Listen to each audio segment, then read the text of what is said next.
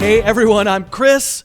We are counting down my flag players for 2020. What's a flag player? Someone on whose fantasy football stock I am planting my flag this year. I guess it means I think the combination of talent and draft value, or at least draft positioning, are such that you should consider drafting these 10 guys. I've already counted down from 10 to 6 in a previous video, and now I'm here to count down from 5 to 1. And at number 5, I have Washington receiver Terry McLaurin. Talked about him when we did a video back in July about must-draft wide receivers. Talking about him now. He's one of the most exciting young receivers in the game. You know what you shouldn't do going forward if you're a defense trying to stop Terry McLaurin?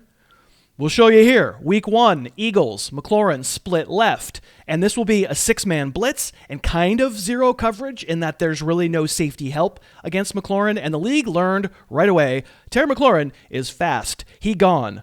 Most defensive backs cannot stay with him. But I'm going to show you plays where he's also more than just fast. Supposed to be a back shoulder throw, not a great ball. He goes and gets it. Wow, that is an excellent hands catch. And he's a route runner, no question. He's split wide left again. I want you to watch when he fakes to the post and then goes to the corner. Watch him explode out of that cut. Look at the separation he gets immediately. That's a really hard to defend route if you can break a route that fast and your first step out of the cut is so quick.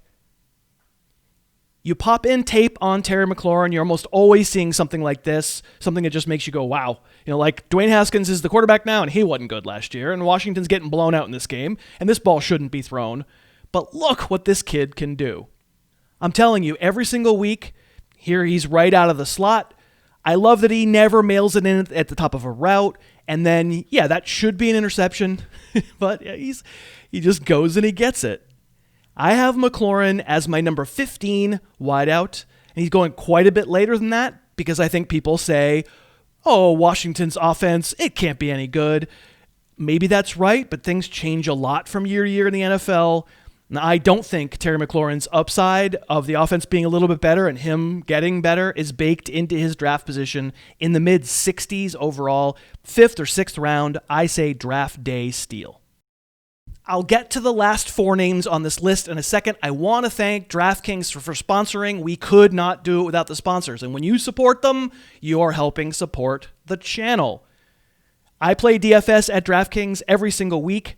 Every week, DraftKings puts together a private contest exclusive to my listeners and viewers of this channel.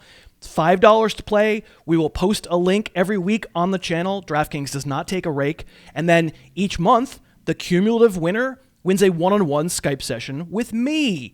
DraftKings is America's top-rated daily fantasy app, and they'll give you your first entry free when you use the promo code HarrisTube. And we will be giving advice about our picks each week that fit under the DraftKings salary cap right here on the show. Don't wait. Do it now. Go get the DraftKings app or go to DraftKings.com while you're thinking about it and use the promo code HarrisTube. You're thinking about it right now. Go do it. Take 30 seconds. And then we can all play DraftKings together in week 1. Okay, let's dig right back into the flag player list. At number 4, I have a veteran wideout that I don't think I'm going to have to sell you too hard on his talent, but I still think he's coming at a draft discount. It's Vikings receiver, Adam Thielen. I'll just start by showing you this play, the one that ruined Thielen's season and his fantasy owners, but he sure did go down swinging. This is an unbelievable touchdown catch that probably does as good a job as any of capturing what he's got. He's got really good straight line speed. He's got very good hands, and he's just got that thing. He's got that body control coordination that makes him a touchdown scorer. At the moment that he made that catch, or at the end of the game that he made that catch against the Lions, he was the number 6 wideout in fantasy. That was after week 7. But his hamstring was bad after that play and the entire rest of the year. And he hurt you for fantasy, no question. But I cannot figure out why the market is so much lower on him in 2020 than it was in 2019. With Stephon Diggs in town last season, Thielen's ADP was number 10 among receivers. Why is he number 17 now? It's just weird. He's number 10 on my receiver list. I think he has the benefit of lots of weekly touchdown possibilities. If he's healthy, I think he's got a chance to get you high single digits, touchdowns minimum. Plus, it feels like a pretty safe weekly floor because he can run all kinds of routes and see at least a fair amount of volume. Upside and safe floor, I'm into it.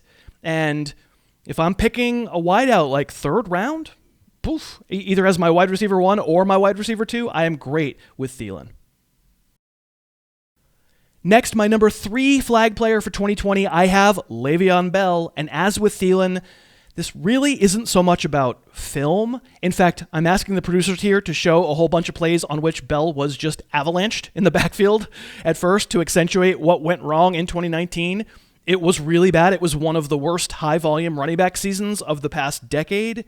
And the question we have to ask ourselves is, did this happen because Bell himself got fat and lazy? He had a season holdout, right? So maybe he just doesn't have it anymore as he enters his age 28 season. Or was it something else? Was it the fact that among 45 qualifying running backs in averaged yards before contact, Bell ranked 44th? And listen, obviously the market is keeping Bell's draft position below what it used to be in Pittsburgh, and of course it should, and that's right. We just saw the reason to have worry. If the Jets' offense stays terrible, it can keep down a player who I will contend is still very good. But here's where I'm confused.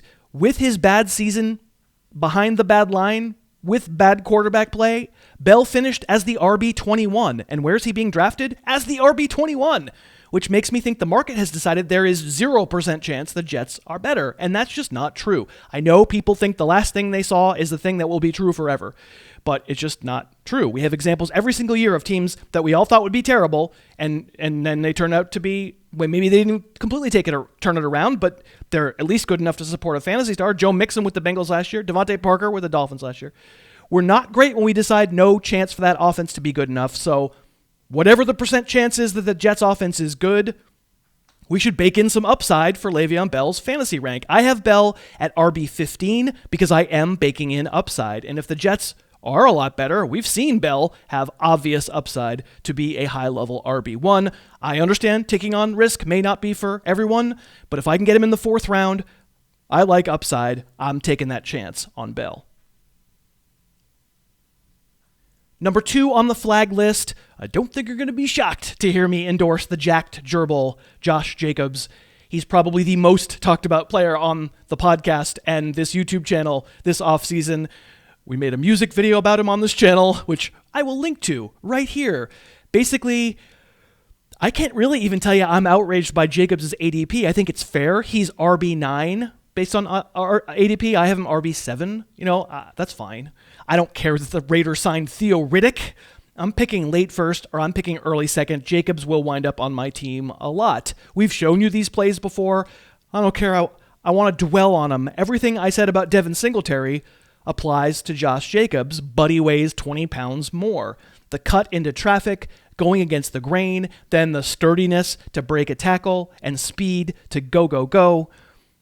I know maybe you're worried. What if the Raiders are bad? Jacobs was the RB14 on this same team last year, missing 3 games. Not worried about situation. My comp on runs like this one, when it's blocked up, fine, but there are defenders there at the second level to make a hit. Jacobs breaks them. And to me, it looks like prime Maurice Jones-Drew. It looks like Doug Martin when he wasn't hurt. It's just a great combo of everything you want. He's not a track star, but his quickness is real and his power is surprising. And this one is one of my favorite runs that anyone had all year. We've shown it to you probably multiple times. I'm sorry, producers. I want to see it again. This is inside zone. The Raiders line absolutely does his job. Jacobs has great vision, and he sees the crease, and he takes it. And then after that, it's about him. At some point, the running back has to be the one who makes plays, and this kid, cut, accelerate, sprint, break tackle, and then stiff arm some poor DB to the pits of hell and keep going. Extraordinary run.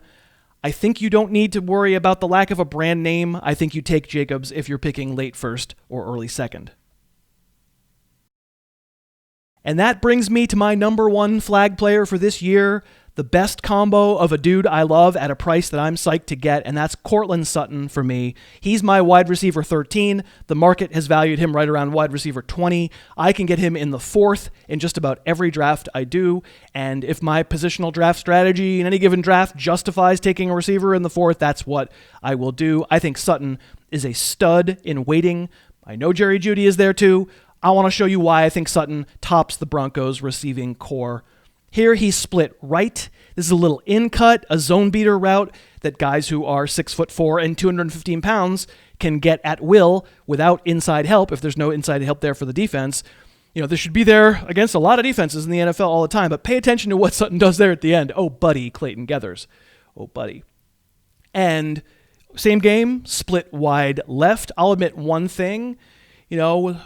We'll show it to you slow. Watch Sutton's release. He's not Michael Thomas. He's not Keenan Allen. He's not Devontae Adams. Sutton doesn't have that crazy quickness in short quarters that's going to get him open no matter what right off the snap. But what he does have and displays here, just ball skills for days and days and days. Watch this nonsense. First of all, this is Brandon Allen passing him the ball, and Sutton is open early, and it should be a long play. It should be a long completion, but the ball is late, and it's thrown short, and by the time it gets there, it's basically double coverage. And look at that guy drag that down. That is Kenny Galladay-esque. This is everything we could want from a big downfield receiver. Think he can't do it again? This is pretty straightforward. It's not a fancy route. It's good coverage, and the defender dives at just the right moment, and the ball's right in there, and then Sutton gives you full extension. This is not your run-of-the-mill touchdown from Courtland. Yeah, you want to see it again? You want to see it again. A corner route. You can see that Sutton isn't a burner, right? He's not pulling away from a defender on the dead run like a lot of NFL wideouts do, and the safety comes over, and these are all over Cortland Sutton's film. I know you think I couldn't possibly come up with another one, right? Wrong. Split wide right. He's covered. He's not streaking away from anyone, but he just jumps over the corner and somehow makes this touchdown grab. We are talking about a body control, ball control freak. And no, I don't exactly know if Drew Lock is great. And no, we can't exactly know what Jerry Jeudy is ready to do until we see him. But I trust that this kid is gonna make plays. He's a great number 2 wide receiver for fantasy, and he's my number 1 flag player for this year. And that's the list. We've counted down all 10 guys. I want to know what you think. Let us know down in the comments. Please subscribe to the channel. Listen to the podcast. We're 5 days a week right now, and get ready because football's a-coming. Thanks so much for watching. Please, please, please smash that like button. Write a comment, tell us who else you'd like to see us review film on, and of course, best of all, please subscribe to our channel and then click that little bell above the subscribe button and you'll be notified whenever we post a new video.